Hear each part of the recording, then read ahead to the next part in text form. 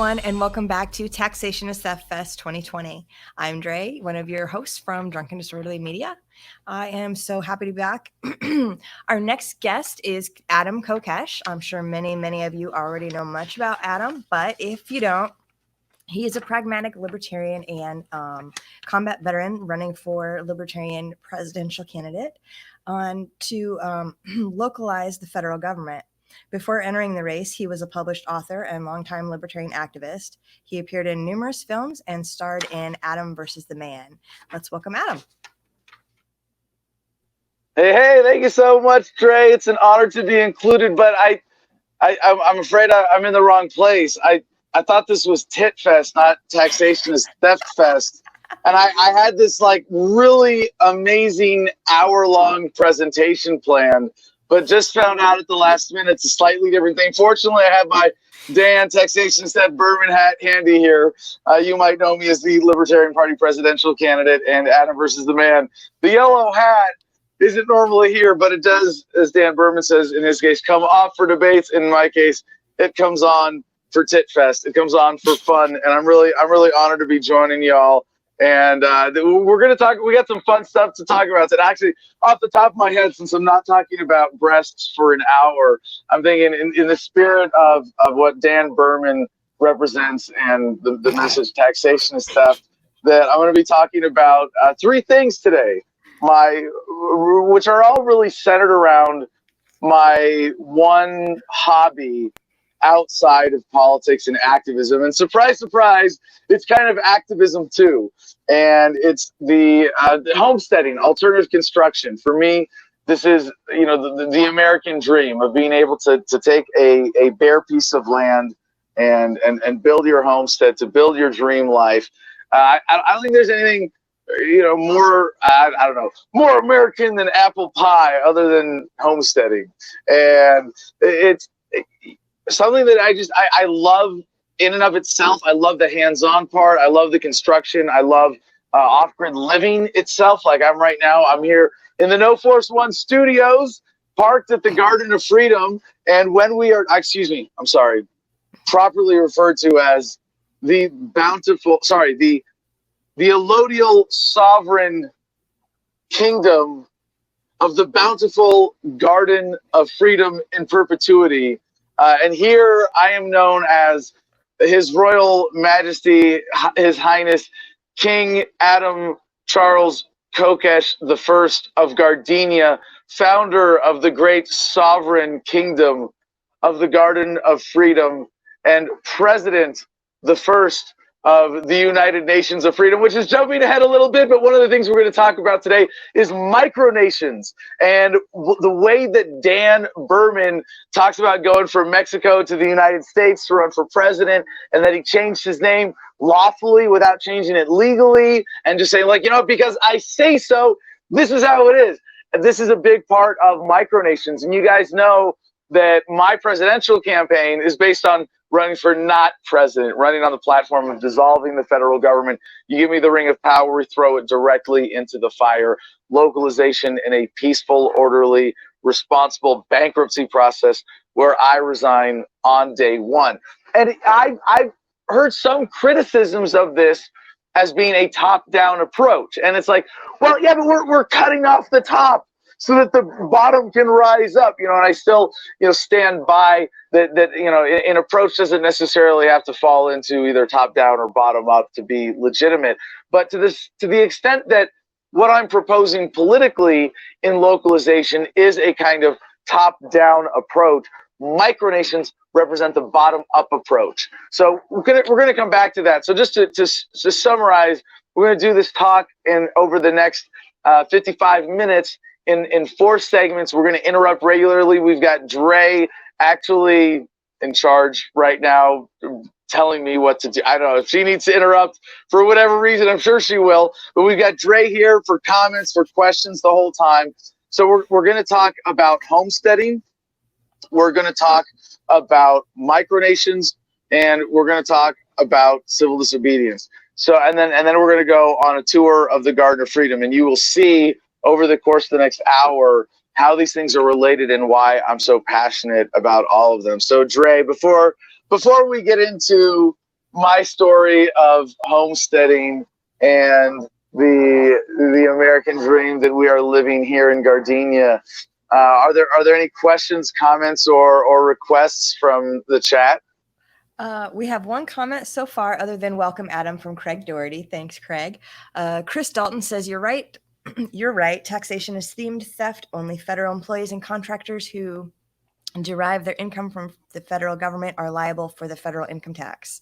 Also, a right cannot be turned into a privilege, license, tax, or fund or fee. I'm not sure what he meant there. All right. Yeah, no, it's a beautiful sentiment. And I love that this audience in particular, I think, is especially ripe for this fun, unique presentation that we have planned for today. So to kick things off formally, I don't know, Dre, are you loaded? Are you stoned? And hi, how high are you? Yeah, you're good to go. All right. Well, then I'm in Nebraska. Let's leave it at that. So Dre will be periodically smoking green-colored tobacco for theatrical purposes exclusively throughout our presentation, on and off camera. Who knows? But like I said, I really, truly love the spirit that Dan Taxation Stuff Berman has in his activism, and what he's done for bringing us all together today. So first of all, my American dream, homesteading.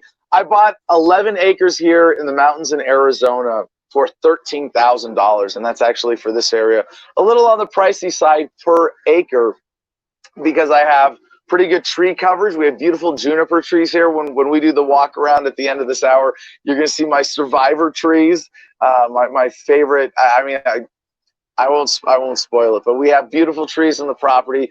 We're on a bit of a hillside. Or a hilltop, kind of a rise in the Ash Fork Bowl, as some people refer to it here in Juniper Wood Ranch, and I absolutely love it out here. So when I started building, we got out here and we started building from scratch. And I'd gone on a tour of the country just then. Well, I don't know how it was, my 4th or 5th national tour. I don't say that by way of bragging. It's like, oh, look how many national tours I've done. But it started for me. Touring, speaking as an activist with Iraq Veterans Against the War back in 2007 when I got out of the Marines, moved to DC. So I've done a handful of national, sort of semi-national, regional speaking tours, both with Iraq Veterans Against the War and with my book Freedom, which I should have a promotional copy of here. Yes, look at this. We're organized on the No Force One Studios. Freedom. Anyway, you can get it free in every digital format possible at thefreedomline.com. And actually, there's an important part of this that really is underpinning, not undermining, my desire to live free. And this is in chapter 9, which is called the personal freedom. True personal freedom, chapter 9. And it talks about emotional slavery and health freedom and work freedom and happiness causes freedom. And a big part of this is agorism, right? And for those of you who don't know the term agorism, sometimes called agorism, as it's kind of easier to pronounce. I go back and forth on this. I've heard the pronunciation split. I like the sound of agorism, but agorism, like same thing with voluntarism. I prefer etymologically voluntarism, but voluntarism is just a better way of communicating that. But regardless, agorism, a term created by Sam Ed Konkin III in the New Libertarian Manifesto, describes this as counter-economics, conducting your economic affairs outside of the purview of government.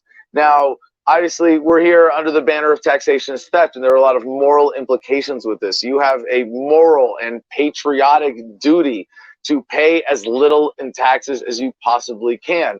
That means more than breaking the law or tax evasion, just restructuring your life to pay less in taxes, to do your business under the table, to do barter, to not engage in commercial taxable exchange when you can do deals with people off the record in ways that can't be taxed, when you can use Gold and silver is currency, in a physical sense, not super practical, but Bitcoin, other cryptocurrencies, very practical, whatever works for you. If you want to ask questions about that financial side of things, happy to get into it. But to the bigger lifestyle focus, when I was driving around the country, I picked this spot very, very carefully, and there were a lot of different criteria for me in terms of climate, legal protections, and building codes, and then the community as well. So, excuse me.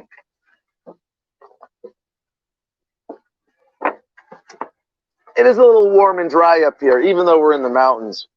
It is summertime up here. It's a little windy, a little dusty today, but we are at 5,200 feet above sea level. When most people hear Arizona, they think, saguaro cacti. My arms don't fit with like cactus arms unless they lean way back. The big cactuses that have the crazy, all sorts of big green arms and spikes and everything. The saguaros and desert and sand and that sort of thing.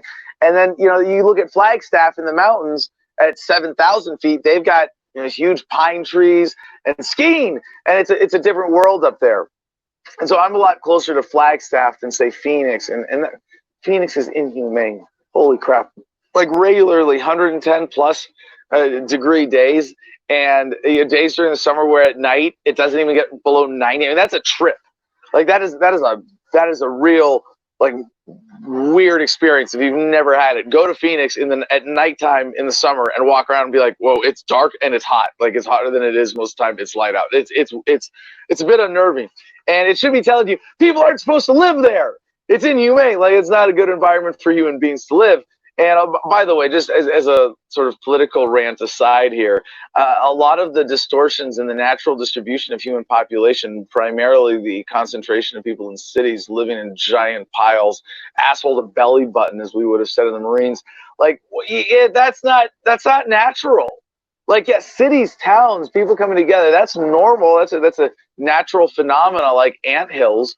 But the density is a product of the distortion created by governments and central banks. If you didn't have that giant mountain of money, you wouldn't have the incentives for New York City to be as dense as it is. It would be a trading center, but it wouldn't have the overgrowth that it has today. And similarly, in cities all around the country, if you didn't have two senators bringing home the port from D.C., funneling it through certain geographic areas associated with state capitals, you would have more dispersed populations even in the rest of the country. So here in Phoenix, here in Arizona, I'm not in Phoenix, don't get the wrong idea, but here in Arizona, Phoenix is one such place where I think that the people shouldn't live like that at all. Like if it wasn't for government intervention, same thing with Albuquerque. What would New Mexico be?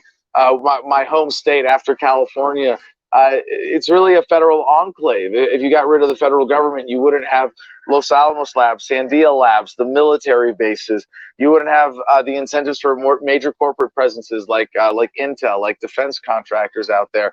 What would you have in Albuquerque? You would have a gas station. You'd have an artist community in Santa Fe, a few pueblos, and the oil and gas industry in the Farmington area. And that, of course, aliens in Area 51 and all that. But aside from that, there wouldn't be much left to the state of New Mexico. The population would be a fraction of it is without that federal money. I would bet that without similar such major financial incentives, you wouldn't have the same concentration in Phoenix. And this is a big part of why I think this is so important. And right now, we are fighting back against these incentives, but also we are realizing the potential of a new era of technology. And as horrific as this forced unemployment crisis is, the corona crisis, that's what it really is. It's a forced unemployment crisis at this point. Whatever the evils of this are, one silver lining is the move towards working from home, towards greater efficiency and remoting things. That's awesome. Like if you're a libertarian, it's just a matter of efficiency. And I cover this in my show in two really extensive segments on the economic analysis on Adam versus the Man this week on Wednesday and Thursday. So if you want to check out my past episodes, go look up Adam versus the Man. Facebook, YouTube, regular podcast places, all of that. But there's this incentive for working in person in the past based on the prestige of it that, you know, in these tall built, like New York is boned hard. And I don't mean by the virus, I mean by the work from home trend.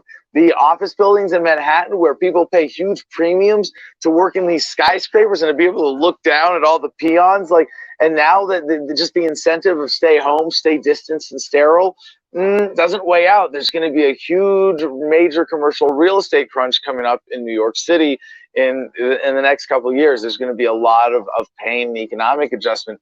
But in this sense, the tendency to work from home is or the inclination rather, and the shift to working from home and remoting things that can be remoted is a positive thing. And you might think, Adam, but then we go into digital bubbles. And it's like, yeah, for some things, but it means that what you do in person is then much more positive and enriching, and you're able to dedicate more time and love and energy and attention to things that matter in person, like building a home, like building a homestead, like starting a family. So with all of this in mind, we chose the mountains of northern Arizona as the place to settle down and start this homestead. And there's already a great community out here in the Juniper Wood Ranch area. We have great neighbors for the most part, you know, but it's a community of people who live libertarianism. I live down 3 miles of private dirt road. I built a road to connect my property to the existing roads because it didn't when I got here. And it's, if you hadn't figured it out, the name of the road is Ma Road. Yes, that's right.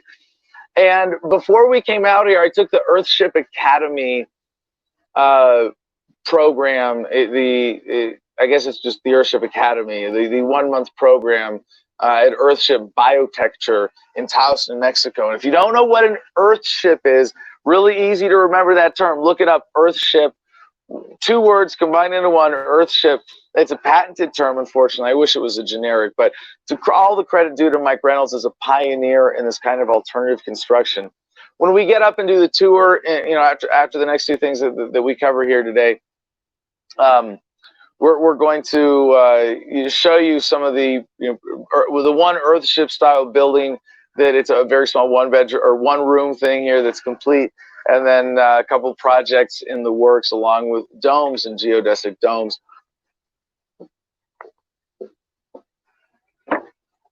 So when I got out here, you know, I was already good friends with Ernie Hancock of Declare Your Independence. His website is freedomsphoenix.com. Great news aggregator. I encourage everybody to check it out. He saw what I was building out here and introduced me to the concept of geodesic domes. And actually, since he is going on the road now with a vaccine awareness tour on the Love Bus, which is extremely well timed, he is going to be, he loaned us his equipment, and it's only two little pieces. Well, pretty big. A table chop saw that's set up specially to cut metal conduit, and a stamp press with a flywheel that stamps and presses the ends. So our company is Big Igloo Geodesics. We make geodesic domes and frames and other related products out here. You're going to see some of those on the tour here. And this is like the term Big Igloo, right? You guys all know this is the, well, for those who don't, there were a sort of group of, you know, libertarian-ish oriented, definitely libertarian in spirit. I guess it was kind of it was a meme in the sense of like a discrete unit of thought, the boogaloo, as a term to reference a coming revolutionary war where the people are going to overthrow the government. And I mean, it's like, obviously I'm all for that in spirit, but I am, you know, adamantly against it tactically as anything that would resemble war. But that's not what this is. Like, there's no serious. I mean, this is like as serious as the Naruto runs on Area 51 in Nevada. Wait, did I said Area 51 when I was talking about New Mexico? I meant Roswell. That's where the aliens actually landed. Excuse me. I'm sorry, I got my alien facts messed up. You know, I'm not saying it's aliens, but it's aliens. No, I believe in the, but just for the record, no, I don't believe in any of the alien conspiracy theories. I do believe that aliens are out there, but that we've had any contact or had them suppressed, no. But yeah, so this is a kind of tongue-in-cheek thing to say. The boogaloo is the upcoming revolution that we're all getting ready for. But that started getting censored, like it was a thing, and it was very tongue-in-cheek. It's more of a humorous way. There's all sorts of great memes about it. So they started calling it the Big Igloo. You know, the Big Igloo's coming, get ready for the Big Igloo. And a big part of the appeal for me of homesteading is that it is the peaceful revolution. It is, I'm just going to live over here my way, and leave me alone. And I don't need your systems. It's cool. Like I'll make my own butter if I have to. Gosh darn it. And that's I don't advocate from a strict perspective. Like if you're a libertarian, you have to live this way to be living libertarian. There's nothing inherently coercive about wanting to live in a giant pile of people in a city and in an apartment building. I don't think people were meant to live like that. I don't. You're supposed to have, to be able to feel the dirt under your feet on a regular basis and be able to get your hands into the soil and interact with plants and trees and see birds and breathe mountain air, but to the extent that you realize taxation is theft, and there's so many other things in our normal modern economic lives that feed into the economic health of the state. I do think it is a good practice to say whatever it is that you're doing, consuming, getting from others, paying for in your life that is associated with any kind of tax liability, but really anything to consider. Could I do this for myself? Could I be independent? Could I not depend on anybody else? Does exchanging with other people enhance or decrease the quality of my life? And when it comes to, hey, I'm working a 9 to 5 and, I'm in this weird backwards race every morning to see who can get to their shittier jobs faster with a miserable commute. Like, why would you want to do that? I said, well, I make more money. Well, then you've been tricked into thinking that making money is what matters, even in terms of just even things that are counted in dollars, in terms of actual value in your life. Like, I would rather be broke out here and be able to feed myself and not have to work for anybody else and have that freedom for all work to be optional, rather than, I got a 9 to 5 and if I stop working, I starve. Screw that. So I think there's a huge revolution of lifestyle upon us centered around self-sufficiency. Like, I cut my own hair. Why just I get a better experience of life out of that. It's more efficient. But why would you be dependent on something when you could be independent of it, when you could at least have that option? So the Earthship concept is a package of building designs that together create a completely self-sustaining off-grid home that recycles water, grows food for you, requires no heating or cooling whatsoever. And that's really something that, this is one of these really unexamined topics in libertarianism. How much construction and the housing industry, not just the market and the financing part of it, which is a big part of what drives up the price, but even before that, in licensing and planning and zoning and approval of designs, and then the subsidization of the lumber industry at the expense of earth-based thermal mass homes, like in the Southwest here. It's crazy, especially in a place like Phoenix, where people did live in similar climates in Native American cultures, but they didn't live in stick-frame stucco houses pretending to be adobe homes. No, they lived in actual adobe homes because the earth mass of those buildings provided a natural heating and cooling mechanism that made those homes way more comfortable and way more efficient in an extremely hot and dry climate. Now, here in the mountains, this is technically a Mediterranean climate. In the summer, we have days that regularly get into the mid-80s. In the winter, we have some nights that get into the low teens. We have a couple weeks of snow every year. It's a little windy. We have some projects to build. I'm looking out the window going, oh man, I hope this dies down in the next 30 minutes before we do our little walkabout here. So this lifestyle is really, to me, an embodiment of libertarian values. And as I've said about what I'm advocating for with my presidential campaign and libertarianism in general with decentralization in a voluntary society, I would not be advocating for these things and fighting for them if I didn't think that this was the natural course of human progress, if I thought we were fighting against the tide or some force of nature, yeah, I wouldn't be doing it. I think what we're doing is serving humanity by serving human progress, advancing humanity towards a better world. And one of the ways that I see this happening, although in the political sense, it's not really so appropriate for me to talk about, or I should say in the political context, because it's kind of in the realm of central planning, and I don't want to indulge in that, but I do have a fantasy about the preferences of the rest of the market, right? In a sense, we all want other people to have the same preferences as us. I mean, not for land, because I want to buy more land here before, like, we already have a bunch of people who are trying to buy the lots around us, and I want to buy them first. I want to have a bigger piece of this.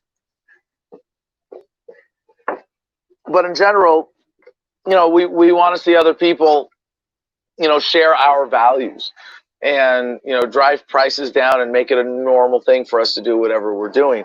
And in that sense, like, I don't just want people to live this way and empower people to live this way. And it's a big part of what we do here at the Garden of Freedom, is help people make the leap to a homesteaded lifestyle, or maybe it would be better described as a sovereign lifestyle. Not sovereign citizen, but a truly sovereign lifestyle. If you're a citizen, you're not sovereign, right?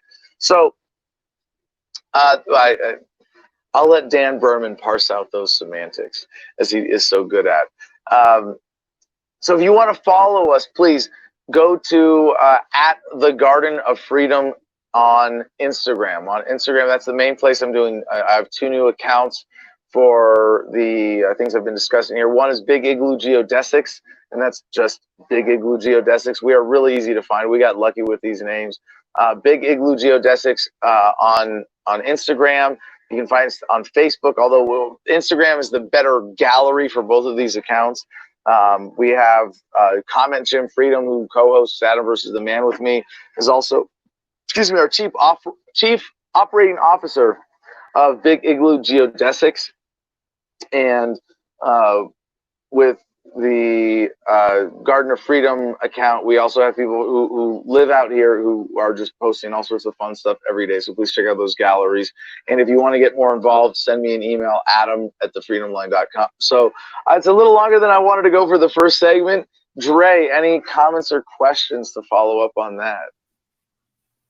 Oh, I've got all sorts of comments.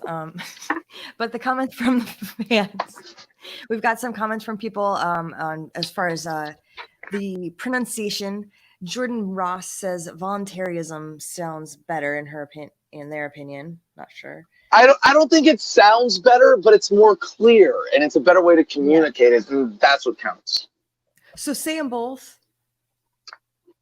Voluntarism. Yeah. Etymologically, voluntarism seems more appropriate, that you would drop the Y, but it sounds too much like volunteerism also, so it's easily confused for that. So for practical reasons, I prefer to use the term voluntarious, and we'll support the usage of that. All right, and then the person after that says Herbert Hoover used the word volunteerism. Yeah, but see, voluntarism is a form of volunteerism. I mean, it's the same thing. You're doing something. No, I see. Voluntarism describes, as we know, the philosophical, ethical framework of a voluntary society, which is one that adheres to the ethical standards. Volunteerism is a more active state rather than describing a condition. It is describing an activity of promoting people volunteering. They go hand in hand. They are connected to the same spirit of love and respect, but they really are different dynamics. At least the way that I use those terms. Yep. And then let's see here. Carl Krambeck says hello. MJ Coombs says, Adam, we need you to march in Boston Parade again this year. Was it the Straight Pride Parade? I don't think they'll have me back after I pumped them last time. That was so much fun.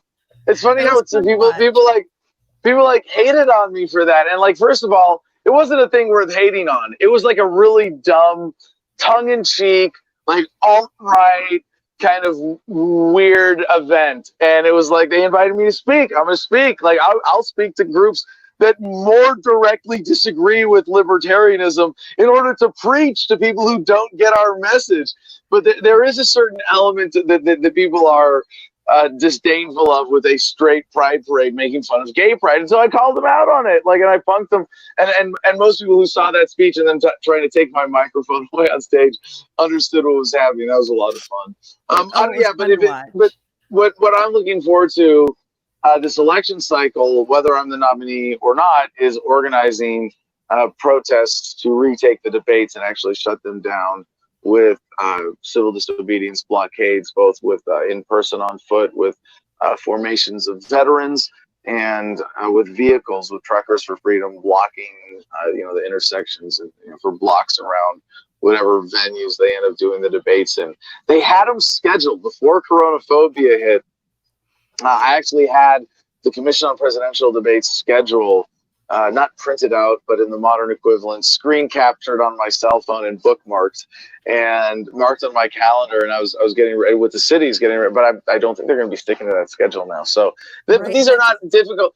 These are not difficult protests to organize in that sense. Good. I was going to say, when I heard about these getting organized to begin with, I was so happy and like, what a great idea, right? If we can't participate, you guys, it's not happening. All right. So any questions? I'm like over time. I'm behind my own agenda here. Nope. Okay, go for it. We don't have any more questions. All right. Cool. So the next section of my presentation today, I want to talk about civil disobedience, and this is a very broad topic, but it's a really important one. And right now, we are at a very strange point in American history where it's kind of like alcohol prohibition, right?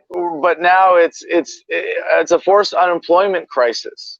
Like, that's what this is, and Ron Paul wrote a column in March called "The Coronavirus Hoax," and I did a podcast a month earlier by the same title. So I hope Ron Paul has studied my work. That would be nice. I doubt it, but I was certainly ahead of him on this one point. And, I've been proven right over and over again with this. But what's beautiful is that most Americans don't buy the justifications for the shutdowns, and they are engaging in civil disobedience in one form or another. It's most Americans. Even though most Americans still believe in the shutdowns or lockdowns to a certain degree, first of all, a huge chunk of Americans are going to be civil disobedience activists unintentionally, because federal laws and state laws and county laws and city laws under the declarations of emergency don't even match up. And so you're going to be disobeying one of them, right? So it is a very strange situation where polarization is high and trust in government is extremely low, confidence in government is extremely low. And I think it's really important for libertarians to say, yes, let us cheer on our compatriots who are not libertarians, like the paddle boarders in California, the surfers, the hairdressers, the parents playing with their kids in parks. This is an incredible time to be alive, to see just authority losing its power, and it's so ridiculously, laughably unenforceable. If you're not allowed to go see your friend in Michigan, because they actually, for a period there, I don't know what the current status is, said that you couldn't do social house-to-house visits. All you had to do was tell a cop if you got pulled over, "Oh, I'm going to visit my grandma who's immunocompromised to deliver her food." And it's like, I had a note from my grandma, so I got out. Like, really, like, they can't enforce that much with this. This isn't a very well coordinated pandemic in that sense. I think it is going to play very well for the people and bad for government in the long run. There are going to be people who came out of this with their power grabs and their money grabs and can retire to their private sex islands and get away. But in terms of the system, we are fighting back, and I think we are going to take a chunk out of it in doing so. So civil disobedience is something that I've engaged in for a long time. If you don't know my record, I don't know, I guess go search my YouTube channel for most popular videos. You can see my shotgun civil disobedience in Washington, D.C. You can see the dance party at the Jefferson Monument. Those are the two that I'm most known for. What I get accused of often from people who are familiar with my record or see me engaging in civil disobedience is that I'm brave. And I don't think I really am. I don't think I'm especially brave. I mean, I'm unless courage is something that you can practice and develop and intellectualize and create for yourself through deliberate self-programming. And I know there's a lot to unpack there, but let me start by looking at the risk-reward analysis as a way of explaining what a lot of people see in terms of my civil disobedience, which is that in the risk-reward calculation, a lot of people see arrest as a risk, and it just goes whoop, all the way off the charts. Oh my God, I might get arrested. And to them, in the risk-reward calculation, it's the same as, oh, I might die. And they don't bother to break it down and say, well, okay, it's a misdemeanor. I could get arrested. They could hold me overnight and I'm going to get bailed out. Okay, I'm going to do an overnight in jail. Yeah, it sucks. Yeah, there's a slight risk of dying associated with that, of health risks, et cetera, et cetera. But like, is it really that bad? It's definitely a quantifiable cost. I've done altogether, let's see, my shotgun got me 4 months in jail. I did 10 days in Texas year before last. I've done a handful. I did a week in Philly. I've done a handful of weekends and maybe a couple dozen overnights. I think we calculated that it adds up to about 6 months of jail time altogether. For what I've been able to accomplish as an activist as a result of that, and being able to promote the libertarian cause and build a name for myself, totally worth it in a heartbeat. But even for low-scale activism risk stuff, like what we're proposing for the Retake the Debate civil disobedience, they're going to arrest you for trespassing, misdemeanor, citation, ticket. You could probably just negotiate it down so that it's not even a misdemeanor. Pay a citation for a couple $100 and get it over with. By the way, for this action, we're going to be negotiating this in advance with law enforcement in the area, wherever it is. So it'll be a very extremely low risk arrest. And I understand, yes, there's a risk of any interaction with law enforcement. I would generally caution people now, as I do on my show on a regular basis, when we're talking about the texture of America under coronaphobia and enforcement, that police officers are somewhere on the scale of 5 to 10 times more dangerous than they normally are. And a lot of them are more chill. I don't want to deny that, where they're just like, yeah, we were not really like. I've heard some crazy stories. I brought you a couple stories with Adam versus the Man interviewing, for example, Stephen McClure, who was pulled over with guns and drugs in Georgia. Really bad spot to be searched with his vehicle with guns and cannabis and firearms. And the cops just said, we're not going to bother processing you for this, so we can't take in evidence right now. So since it's a victimless crime, we're going to let you go. They in that case, they didn't want to be chill. They really did, mess with him over the course of a traffic stop. But it's certainly a lot better than how it normally is. On the flip side of that, cops understand that the mechanisms of accountability that they normally face aren't really there, or aren't nearly as strong. If cops do something bad right now, it's harder to hold them accountable oftentimes. The mechanisms of government, the court systems being slowed down, a lot of courts not being in session or having very challenging schedules, doing things remotely. It means that a lot of those mechanisms that serve as a check on police power aren't as strong as they normally are. And they have a lot more excuses to harm individuals with the various state declarations of emergency and all the crazy things that they can enforce if they feel like it or not. But that risk needs to really be quantified. And I see go to jail for, I understand if you have people who are dependent on you, if you have a family, it's a totally different equation. Going to jail for 10 days, not really an option. Going to jail for 4 months, not responsible. But, doing an overnight for an arrest, for something in protest to make a statement, where you're not threatening your livelihood, it's still a very quantifiable risk. That's not that big a deal that really deserves to be examined in the risk reward calculus. So the other thing is that on the reward side, right, most people don't see the implications and extrinsic values of standing up for freedom, and maybe aren't in a position as I am to kind of capitalize on that, right? Where I have a business that benefits from public exposure. It's, of course, that's true about most businesses, right? Who doesn't want advertising?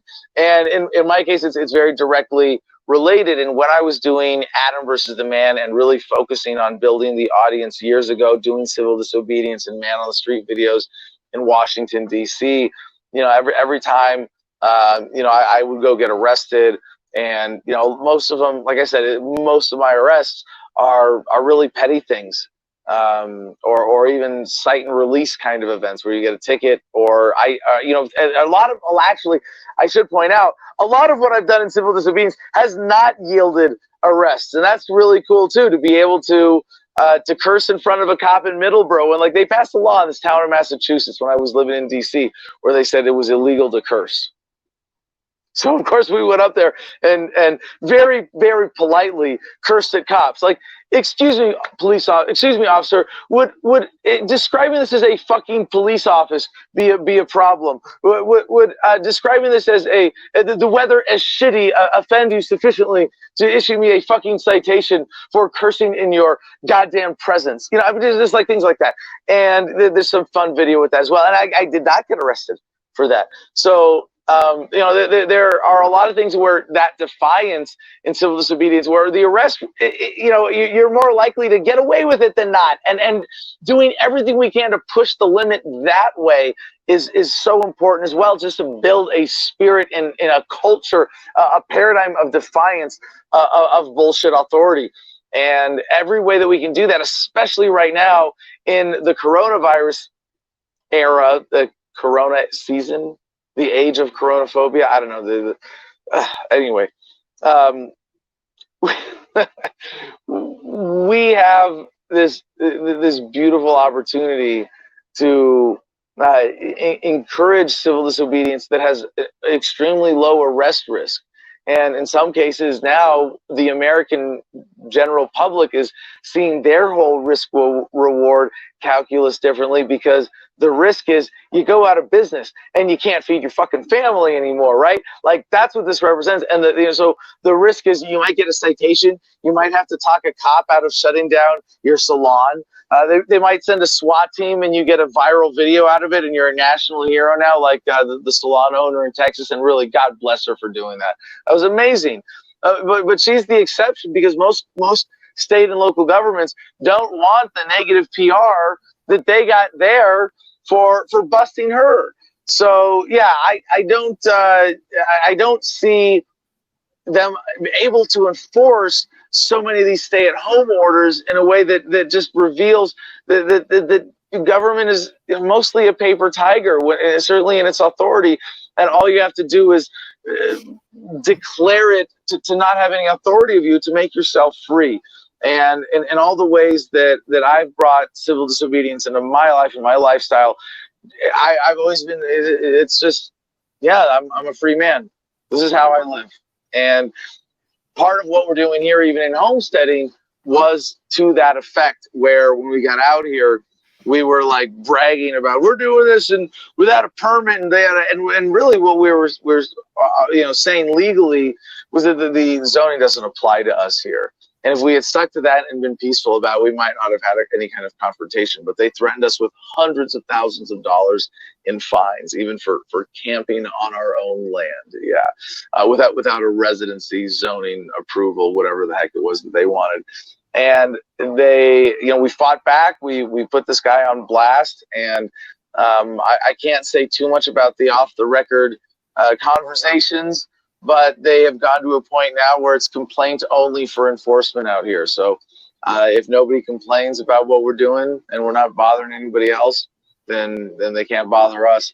And we're about as free as you can get here. So the civil disobedience is really just living free when it crosses the silly lines that government throws up to say you're not free.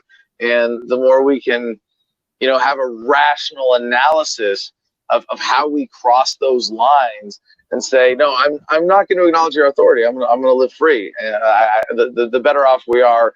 And I think this is really critical to moving humanity forward. So I'm grateful for the opportunity to talk to an audience today that is hopefully receptive to this and can put this knowledge to good use. Dre, any feedback? How are we doing with the comments? Well, Mr. Berman himself chimed in real quick. All right, there he is. Fucking fucks. Yes. It's funny. We had a little fucking incident, and I believe words are words. Exactly. But Adam, we should start the tour because I want to see it, and we're running short on time. Oh no, we're going to the hour, right? We got 14 minutes. Well, we go to about 5 till. Oh, okay. Well, it's only a few minutes, so let me just end before we do the tour. Then, if there no burning questions, nothing critical, gaps, even Dre, anything you wanted as a follow up to anything we've covered so far? Oh gosh, there's so much. Too many. Yeah, right. Yeah. Well, I look forward to talking to you guys more with your media production, helping you grow your platform with Drunk and Disorderly. So anything that maybe we can keep talking, and this intro presentation can encourage people to get deeper in on the subject. And for anybody who wants to get deeper in with me, I will give my own plug here. Excuse me. We are doing Adam versus the Man for 2 hours, 5 days a week, live, 10 a.m. to noon Pacific time from right here in this rocking chair. And we take comments on YouTube, especially super chat comments. You throw $1 in the tip jar, you get to the top of the line. We will interrupt the show for you and answer all questions. So if anybody wants to get into anything like this, we take the time, especially now with 2 hours a day, 5 days a week, to really get appropriately deep into these topics. I understand that this is a really fun introduction overview to these topics. None of these are gonna you're not gonna watch me talk about homesteading for 20 minutes and then just start looking for land online. But that's how you do it, you got to think these things through. I hope this is a good introduction that inspires people to live more by libertarian values in all the ways that we're talking about. But yeah, if anybody wants to get hooked up with my real estate agent, send me an email, adam@thefreedomline.com. It's Ernie Hancock's wife, Donna Hancock. She's amazing, can help you get parcels right in this area right next to mine. There are websites. If you look up Ash Fork, Arizona, start looking at land. It's relatively inexpensive. It's very easy to finance because you can't steal it. It's hard to screw it up. You can't lose it. So there are a lot of people offering owner financing. This might be a really good time to buy. Probably not in the sort of mainstream housing market, but in terms of rural land, there are a lot of people who have lots out here as personal investments. There's been a rush to liquidity around the corona crisis in terms of people who are desperate for cash and unemployment, liquidating assets. So there might be some really good deals out right now for buying land, people willing to finance. If you have confidence in your income, you can do something incredible.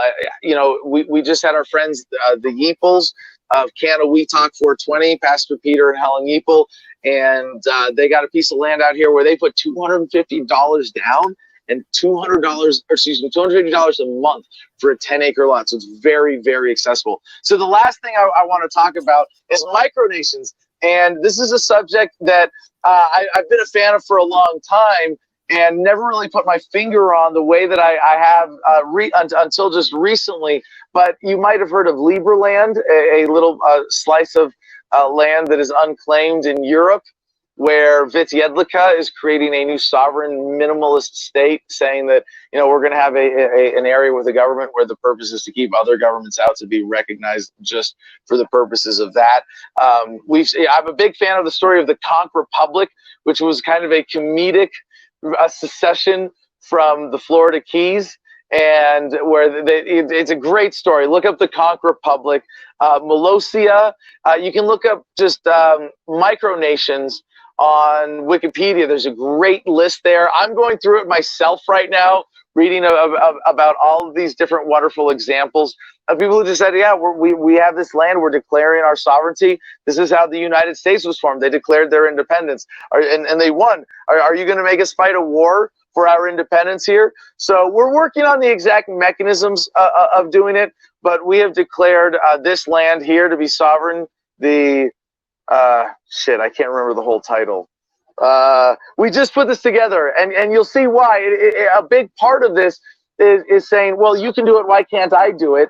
A big group of people can't do it, why can't I as an individual do this? If you can declare your independence, if you can have a country, why can't I do the same thing right here? And it's kind of making fun of the idea of states themselves. So I think that the full title of this sovereign state here is the Sovereign Allodial Kingdom of the Bountiful Garden of Freedom in Perpetuity. It's better. I've got it written down. We just reformulated it. I know we've only got 3 minutes. Yep. All right. So it's coming. I know, Dre, you want to get me on schedule here. So here we go. We're gonna pick this up. I'm gonna turn. Let's see. And here, do I turn? How do I do this in this one?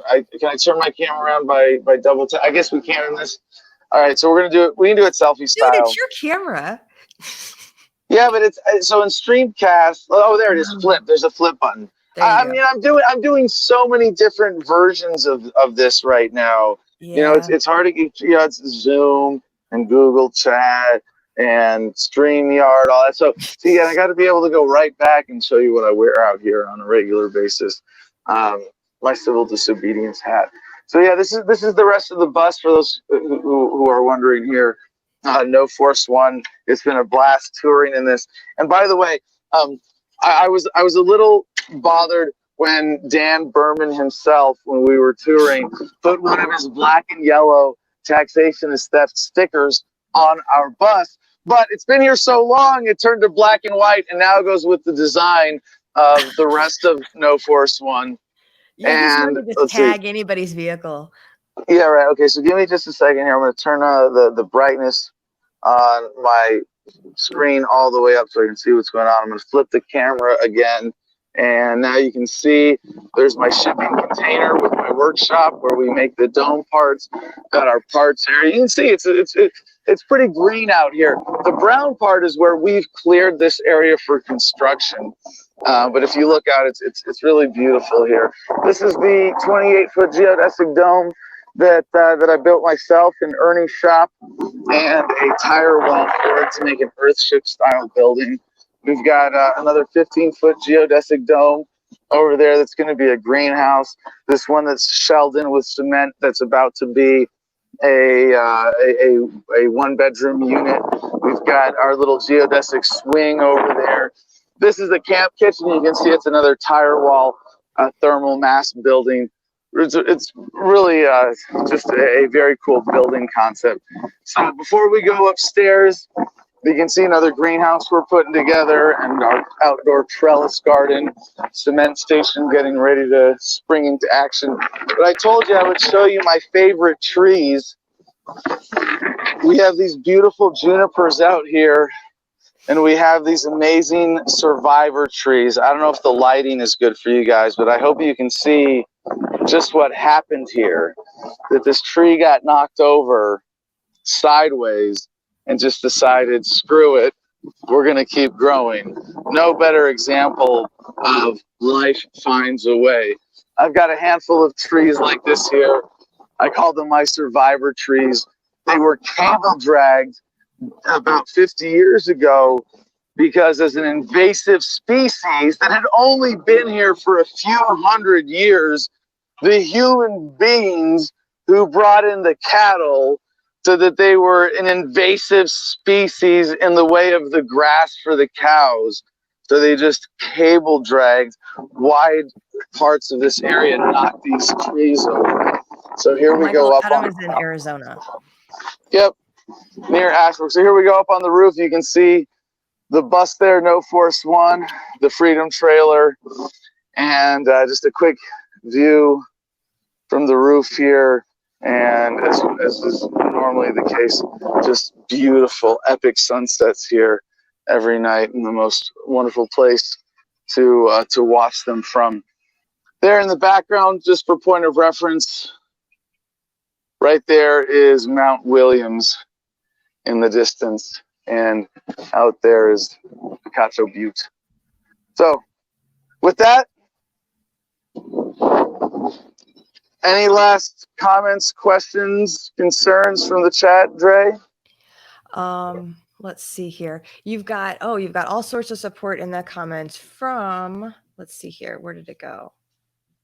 Victims of Family Law for Kokesh. And all right. Marcus, your dude, is in there telling people how to get a hold of you for an interview. And I will be getting a hold of you soon so that we can talk some more about this stuff on my show if you'd like. Beautiful. Beautiful. Thank you so much, Trey. And thank you to everybody for joining us, for everybody who's watching this after the fact. I hope you'll share this video, get more people in on this beautiful conversation that Dan Berman has put together, especially in the age of coronaphobia when we can't be doing our normal libertarian get-togethers. I'm really grateful for opportunities like this and for the work of people like Dan, who does such a great job with branding and merchandising and getting an uncompromised, principled message of libertarianism out there. So again, thank you to everybody who made this possible and to everybody for joining us and sharing. Mwah, peace and love, y'all. See you later, Adam.